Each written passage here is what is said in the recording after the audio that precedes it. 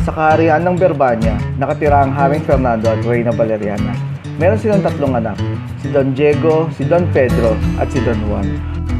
Isang gabi, nanaginip ang hari na naging dahilan ng kanyang pagkakasakit at walang sino man sa kaharian makapagpagaling sa kanya. Isang araw, isang ermitanyo ang nagpakita sa hari at sinabi nito na ang tanging kanta lamang ng Ibong Adana ang makapagpagaling sa kanya. Dahil dito, sinugo ng hari si Don Pedro upang hanapin ang Ibong Adana. Matapos ang maghapong paglalakbay, narating ni Don Pedro ang kagubatan na tinitirhan ng Ibong Adana. Narinig ni Don Pedro ang una sa 7 kanta ng Ibong Adana na naging dahilan ng kanyang pagkakatulog. Matapos ang mga kanta, nalaglagan siya ng dumi ng Ibong Adana at agad naging bato. Nang hindi makabalik si Don Pedro mula sa kanyang paglalakbay, isinugo naman niya si Don Diego upang hanapin ang Ibong Adana. Maging si Don Diego ay dumanas ng parehas na hirap sa paghahanap sa Ibong Adana, ngunit sa bandang huli, siya din ay naging bato. Sa huli, pinadala rin ng hari si Don Juan upang hanapin ang kanyang mga kapatid at hulihin ang Ibong Adana.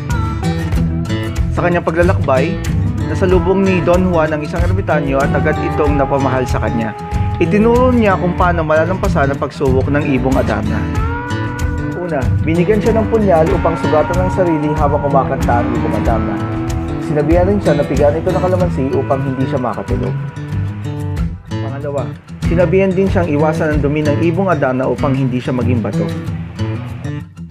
Pangatlo, matapos ang ikapitong kanta ng Ibong Adana, maaari na niya itong hulihin gamit ang ginintoang lubid na bigay nito.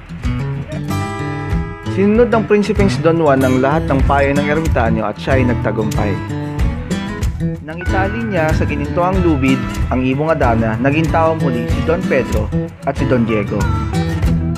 Muling nagkasama-sama ang magkakapatid at sabay-sabay silang naglakbay pabalik ng Berbanya.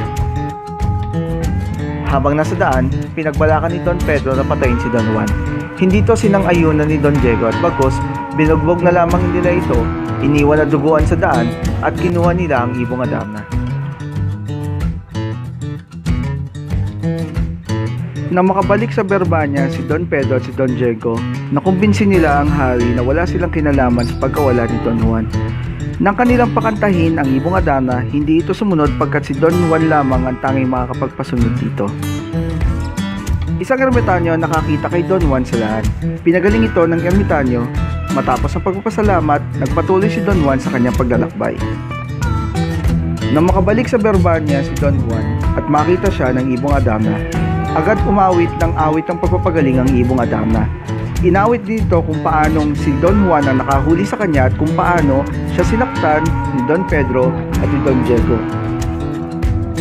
Agad na pinag-utos ng Haring Fernando ang pagtakip kay Don Diego at Don Pedro. Agad silang pinatawan ng pagtanggal sa titulo nila na prinsipe. Ngunit sa kabaitan ni Don Juan, nagsumamo siya sa amang hari na patawarin ng mga kapatid. Sa ipinakitang kabaitan, tinatawad ng hari at reyna ang mga nakakatandang anak.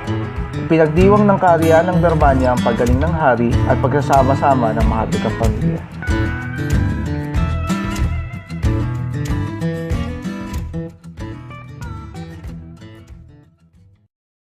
Created using Powtoon.